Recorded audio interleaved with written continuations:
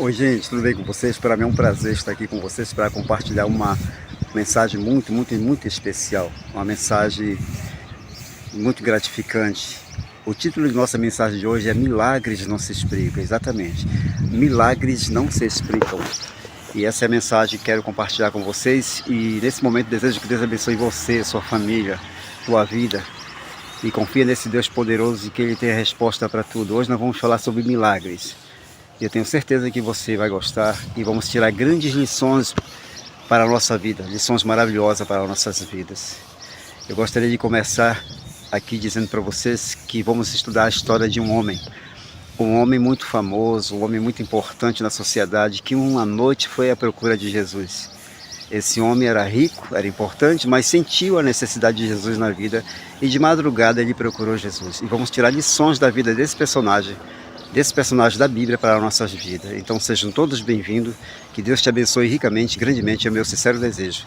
E vamos iniciar aqui falando sobre, lá em São João capítulo 3, no versículo de 1 a 15, lá nos diz que havia entre os fariseus um homem, esse homem se chamava Nicodemos.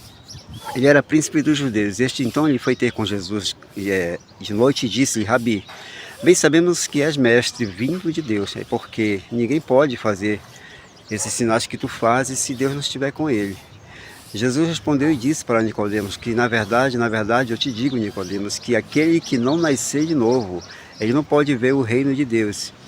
Então disse Nicodemos: como pode, Senhor, como pode um homem nascer sendo velho? Porventura ele pode tornar a entrar no ventre de sua mãe e nascer de novo? Jesus respondeu: na verdade eu te digo que aquele que não nascer da água, aquele que não nascer do Espírito não pode entrar no reino de Deus. O que é nascido da carne é carne, o que é nascido do Espírito é Espírito. Jesus responde: na verdade eu te digo que nós dizemos o que sabemos, nós testificamos o que vimos, e não aceitais o nosso testemunho. Bem, se vos falei de coisas terrestres e você não crê, como você vai crer se eu te falar das celestiais? Ora, ninguém subiu ao céu, Jesus falou, senão o que desceu do céu, o Filho do Homem que está no céu. Assim como Moisés ele levantou a serpente no deserto, assim importa que o Filho do Homem seja levantado, para que todo aquele que nele crê não pereça, mas tenha a vida eterna. Meus queridos amigos, Nicodemos, ele era um bom membro de igreja, e muito mais, ele era um líder da igreja, e também ele era um mestre em Israel.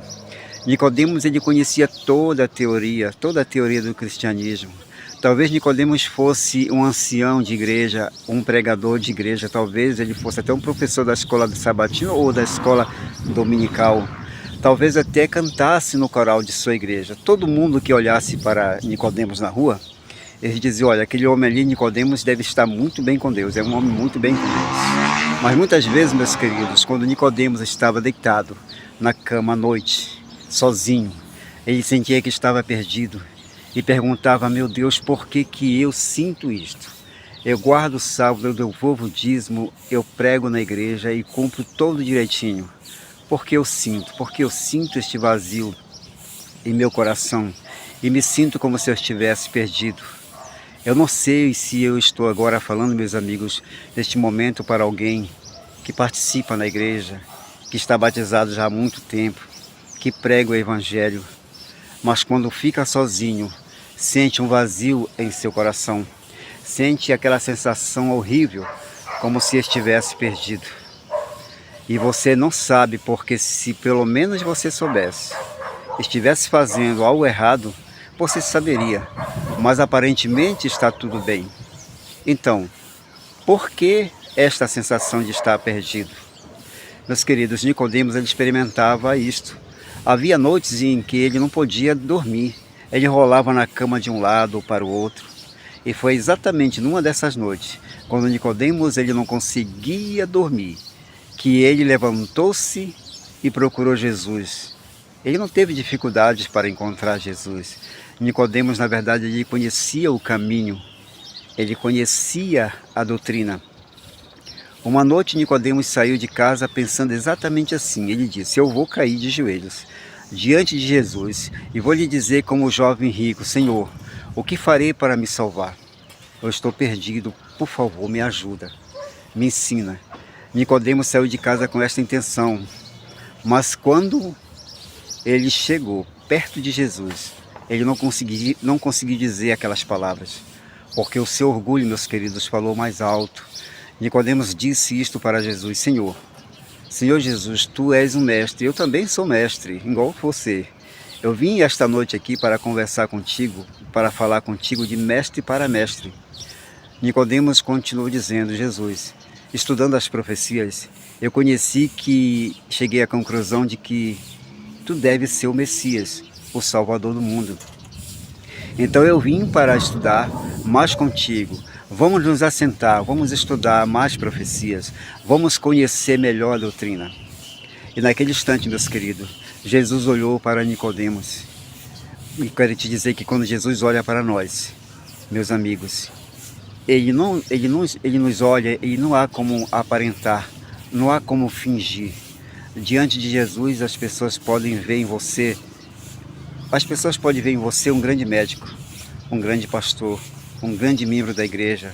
E os seus filhos podem ver em você um grande pai, uma grande mãe. A tua esposa pode ver em você um grande marido. O teu marido pode ver em você uma grande mulher.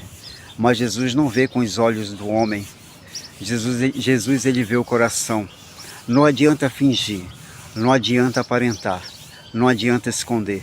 Diante de Jesus somos o que somos. Nós não somos o que pretendemos ser. Jesus olhou para Nicodemos, o grande mestre, mas ele não viu um mestre. Ele viu um pobre homem, meus amigos, desesperado e vazio. Jesus disse: Nicodemos, você não precisa falar de profecias e nem de teorias comigo. Você está cheio de teorias, cheio de doutrinas. Você conhece demais. Nicodemos, o que você precisa é nascer de novo. Você não está convertido. E naquele momento, meus amigos, Nicodemos tentou disfarçar, fingir que estava entendendo o que Jesus queria dizer. Ao afirmar: você precisa nascer de novo.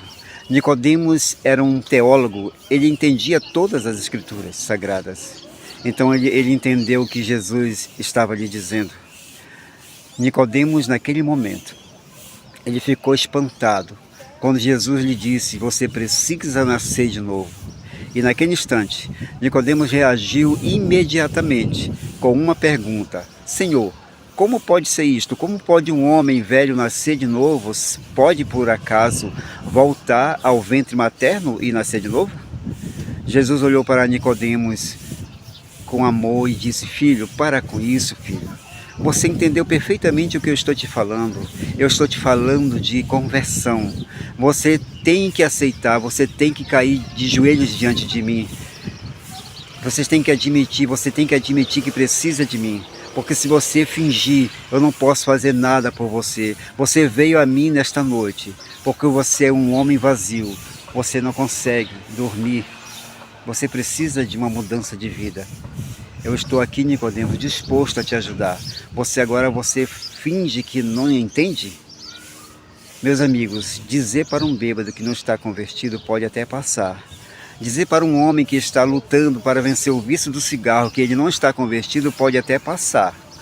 Dizer para aquele homem que tem 2 mulheres que ele não está convertido, com certeza pode até passar, mas dizer para Nicodemos, o mestre de Israel, ao líder da igreja, ao ancião da igreja, ao pastor da igreja, ao mestre de Israel, dizer que não está convertido, aquilo foi como um golpe no coração de Nicodemos. E a história bíblica, ela diz que naquela noite, Nicodemos deu meia volta e ele foi embora. Ele não aceitou Jesus naquela noite. Eu pergunto para vocês, é possível ser um pastor e não estar convertido? A história de Nicodemos, ela nos prova que sim. É possível ser um líder de igreja, um ancião de igreja, um diretor de escola sabatina ou escola dominical e não estar convertido? É possível ser um diretor do trabalho missionário e não estar convertido? A história de Nicodemos nos prova que sim. É possível estar batizado na igreja há 30 anos, há 40 anos, há 50 anos e não estar convertido? Sim. A história de Nicodemos nos prova que sim. Nicodemos, ele era um tipo de homem que ele conhecia, meus amigos, que ele pregava, que guardava, que estava batizado há muito tempo na igreja, mas não estava convertido. Nós, seres humanos, nós confundimos as coisas. Nós confundimos a palavra conversão com a palavra convicção. Conversão tem a ver com o que vai aqui na cabeça. Convicção de convencer, eu penso que a folha é verde, alguém me prova que a folha é preta, agora eu fico convencido de que a folha é preta. Mudou minha maneira de pensar, mudou a minha convicção, mas isso não é conversão. Eu pensava que era domingo, alguém me prova que é sábado, agora eu aceito que é sábado. Mudou minha maneira de pensar, mudou minha convicção, mas isso, meus queridos, não é conversão. Mudança de pensamento não é mudança de vida, mas conversão é mudança de vida, é mudança de maneira de ser. Eu quero te dizer para vocês que tem muita gente que mudou de maneira de pensar, mas nunca mudou de coração, nunca mudou de natureza, nunca mudou de vida, só mudou a maneira de pensar e pensa que está convertido. O que é a conversão? Por que precisamos da conversão? Quando Deus criou Adão e Eva, Ele criou com natureza perfeita, a natureza que tem a capacidade de obedecer. Adão e Eva, com a natureza que foram criados, obedeciam de maneira natural. Eles não se esforçavam para obedecer. Obedecer para eles era tão fácil quanto para você e para mim respirar. Alguém aqui se esforça para respirar? Eu creio que não, né? Claro que não. Para Adão e Eva, meus queridos, com a natureza perfeita, obedecer era como respirar. Desobedecer era contra a sua natureza. Mas acontece que Adão e Eva desobedeceram. Eles escolheram fazê-lo. Eles foram contra a sua própria natureza e desobedeceram. E no momento que desobedeceram, aconteceu um mistério. O mistério que a Bíblia chama mistério da iniquidade. Misteriosamente, Adão e Eva, eles perderam a natureza perfeita e herdaram uma natureza contrária, estranha, chamada natureza pecaminosa. A natureza pecaminosa é tudo contrário da natureza perfeita. Agora, meus amigos, com a natureza pecaminosa, obedecer se faz muito difícil, quase impossível. Agora Adão e Eva adquiriram uma natureza que gosta do lixo da vida, da desobediência. E quando Adão e Eva, eles tiveram um filho, o filho nasceu com a natureza pecaminosa. E o filho do filho nasceu, meus queridos, com a natureza pecaminosa. E todos os homens começaram a nascer com a natureza pecaminosa. E no dia que você e eu, queridos, nascemos nesse mundo, infelizmente, nós viemos a este mundo trazendo essa natureza pecaminosa, ou seja, a incapacidade de obedecer e a facilidade de desobedecer. Nós viemos a este mundo carregando uma natureza egoísta, pecaminosa. Desde quando nós somos pequenos, nós não fazemos questão de disfarçar o nosso egoísmo. Quer ver só um exemplo? Dá para uma criança a mamadeira. Ela não quer a mamadeira. E quando você não quer, pega a mamadeira e dê para uma outra criança ali ao lado. Quando você oferece agora àquela criança que não queria a mamadeira, agora já quer a mamadeira. Coloca 6 pedaços de bolo, por exemplo, 5 crianças. Cada criança agarra um pedaço de bolo, sobra um pedaço de bolo em cima da mesa. As crianças comem rapidinho para pegar e agarrar aquele pedaço de bolo que está sobrando em cima da mesa. As crianças, meus amigos, são autênticos egoístas. E o egoísmo está arraigado na vida da criança desde que nasce. Quando nós crescemos, nós tornamos adultos. Aí nós aprendemos a disfarçar, aprendemos a ser egoísta, mas também aprendemos a disfarçar o nosso egoísmo. Quer ver só um exemplo? Coloca 6 pedaços de bolo e 5 adultos. Cada um agarra seu pedaço de bolo e sobra um pedaço de bolo. E ninguém agarra o pedaço que está em cima da mesa, sobrando. Quando crescemos, aprendemos a disfarçar o nosso egoísmo. Na verdade, meus amigos, todos estão ali morrendo de vontade de pegar aquele pedaço de bolo que sobrou em cima da mesa. Mas ninguém pega, não é verdade? Somos infelizmente egoístas, nascemos assim, gostamos do lixo da vida. Tudo que fazemos é movido pela natureza pecaminosa que gosta e que trazemos em nossa vida. Com esta natureza que gosta das coisas erradas, que viemos a este mundo, é impossível obedecer. Não é difícil, é impossível obedecer. Você pode ficar preocupado e pensar então, estamos perdidos? Sim, meus queridos. Sim, meus amigos, estamos perdidos. Com esta natureza pecaminosa que viemos ao mundo. Por mais que nós nos esforçamos, nunca poderemos obedecer. Então, para obedecer e ser salvo, é necessário que haja uma conversão. Agora a pergunta é, o que é a conversão? A ilustração do que eu vou fazer para vocês do lobo. O lobo querendo ser uma ovelha. Certa vez um lobo, ele começou a observar a vida das ovelhas. Ele ficou observando lá da montanha as ovelhas aqui embaixo. Ele disse, nossa, como deve ser gostoso a vida de ovelha. Eu gostaria de ser uma ovelha. Veja só como é bem bom a vida de ovelha. Ela fica pastando ali de boa, no pasto, comendo capim. Deve ser maravilhosa a vida de ovelha. Eu gostaria de experimentar a vida de ovelha. Então olha só a ideia do lobo. O lobo pega uma pele de ovelha. Ele se veste com a pele de ovelha. Vai para o meio das ovelhas. Ali ele come capim como uma ovelha. Ele se comporta igual a uma ovelha.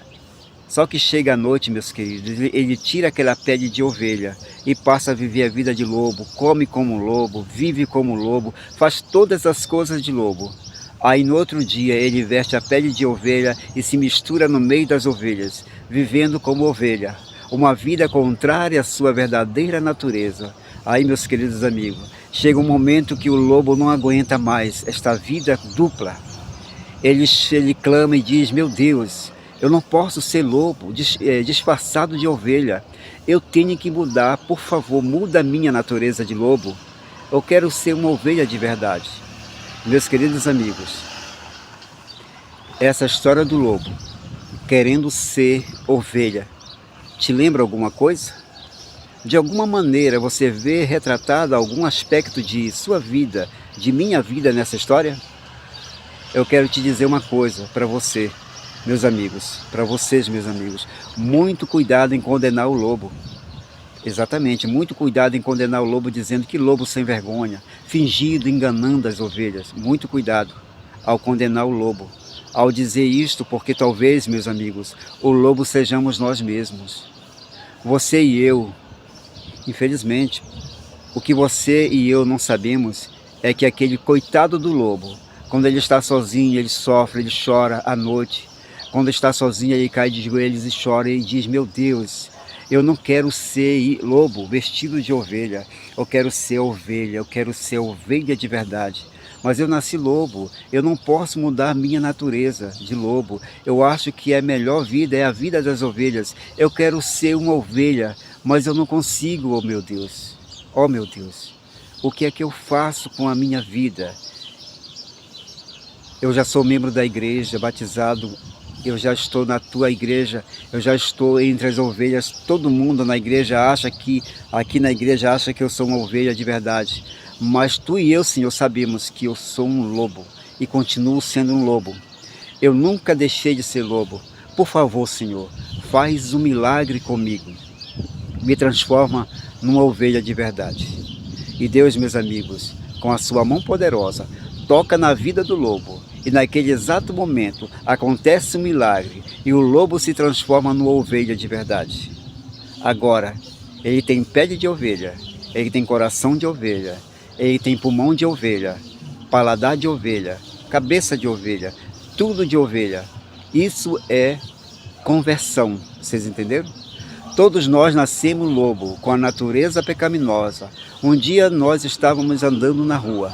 Encontramos com um amigo cristão. Ele nos provou que Deus existe. Ele nos provou que aquele dia do Senhor é o sábado.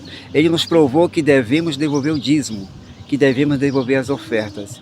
Ele nos provou que é pecado comer certas carnes imundas. E finalmente, ele nos provou que tínhamos que nos batizar antes de entrar no tanque, antes de entrar nas águas do batismo, no rio, nas águas do batismo. Nos fizeram algumas perguntas. Aceita isso? Nós dizemos aceito. Aceita aquilo? Nós levantamos a mão e dizemos sim, aceito. Em seguida, nós entramos nas águas do batismo e saímos ali das águas do batismo. E quando íamos trocar de roupa, pensamos, graças a Deus, porque agora já estou convertido. Queridos amigos, aí está a tragédia de nossas vidas. Nós confundimos as coisas. Estamos convertidos ou estamos convencidos de que esta é a igreja de Deus? O que aconteceu em nossa vida? Conversão ou foi convicção? Eu quero dizer para vocês, meus amigos, que muitas vezes estamos batizados e durante os primeiros meses após o nosso batismo, nós esforçamos como um lobo para cumprir, para guardar, para obedecer, para seguir. E durante alguns meses, não podemos continuar muito tempo nesta situação, até que chega o momento em que nós cansamos e não aguentamos mais. E aí nós voltamos à nossa vida de lobo e vivemos como lobo. Ou então, começamos a fingir, a esconder. No sábado, no domingo somos uma coisa na igreja. E durante a semana somos outra pessoa, outra coisa, longe de Deus, longe da igreja. E isto cria um dilema terrível aqui dentro do nosso coração. E há momentos em que nós desesperamos e choramos e dizemos, meu Deus, por que que eu sou assim? Eu não quero ser assim. Isso acontece porque nunca se operou, meus amigos, a conversão em nossa vida. É necessário cairmos de joelho e dizer, Senhor Jesus, opera um milagre em minha vida. Eu não quero mais ser um lobo. Eu quero te dizer, meus amigos, que ninguém vai se perder porque nasceu lobo. Se nós nos perdermos um dia, será porque não aceitamos o plano de Deus para nos tornar ovelhas de verdade. Deus tem um plano para operar. Deus tem um milagre em nossa vida. E nesse momento pode acontecer este milagre. Quanto tempo Deus precisa para operar um milagre? Em minha vida, em tua vida, somente um segundo. No momento em que o homem diz assim, Jesus, faz um milagre em minha vida. Pode levar tempo o Senhor chamando. Jesus chama. Mas não a conversão é instantânea. Milagres não se explicam, meus amigos. Milagres se aceitam. Eu não entendo o que a água era água. E num segundo Jesus transformou no vinho. Os químicos do mundo não podem explicar. Porque milagres não se explicam, milagres se aceitam. Eu não entendo como um paralítico rastejou durante 30 anos. E num segundo, depois do toque de Cristo, o paralítico andou. Os maiores médicos do mundo, eles não podem explicar este milagre. Sabe por quê? Porque milagres não se explicam, milagres se aceitam. Nicodemos, meus amigos, 3 anos depois, ele se converteu. Lá na cruz, antes de Jesus morrer, Nicodemos caiu aos pés da cruz, de joelhos, e disse, Senhor Jesus, transforma a minha vida. E antes de morrer, Jesus transformou a vida de Nicodemos, meus queridos. E naquele dia, quando Jesus morreu na cruz, Nicodemos comprou a sepultura de Jesus, junto com José de Arimateia, e pegou o corpo de Jesus e sepultou num sepulcro novo. A Santa Bíblia diz que pela ocasião da volta de Jesus, meus amigos, Jesus vai operar um milagre em nossa vida, que se chama um milagre da glorificação. O que é isso? Vejamos em que exato momento acontecerá isto. Na Bíblia, no livro de 1 Coríntios, lá no capítulo 15, no versículo 51 e no versículo 52, nos diz exatamente assim. Eis que vos digo o mistério. Na verdade, nem todos nós dormiremos, mas todos seremos transformados. No momento, no abrir e fechar de olhos, ante a última trombeta, porque a trombeta soará, e os mortos ressuscitarão, incorruptíveis, e nós seremos transformados, conforme a sua promessa. Jesus pode fazer o milagre num segundo, e na sua vida e na minha vida. E neste momento, você só precisa abrir o seu coração, meus amigos, e dizer, Senhor, Opere em minha vida um milagre. Nesse momento, meus amigos, Deus ele está fazendo um convite a três grupos de pessoas. O primeiro grupo de pessoas são aquelas pessoas que um dia foram convertidas. Neste momento, estão pedindo a Deus que confirme essa conversão que Deus operou em sua vida. O segundo grupo de pessoas, meus amigos, que Deus faz um convite, são para aquelas pessoas que não têm certeza que se são convertidas ou se foram convertidas. Neste momento, peça a Deus que lhe dê a certeza da conversão. O terceiro grupo de pessoas que Jesus está chamando agora, nesse momento, são aquelas que nunca foram convertidas. Mas neste momento, pode dizer: Senhor, eu nasci lobo, mas não quero ser um lobo, eu quero ser uma ovelha de verdade. Por favor, Senhor, me transforma nesse momento. Amém, meus queridos amigos.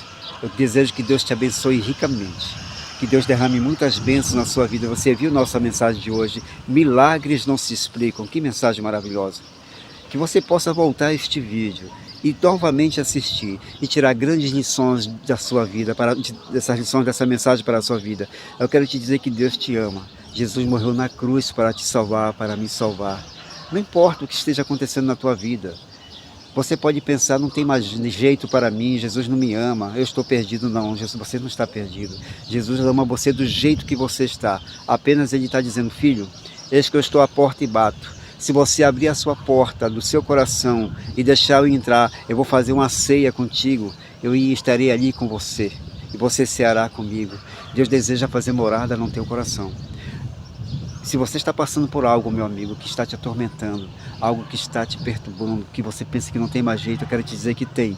Milagres não se explicam, milagres se aceitam.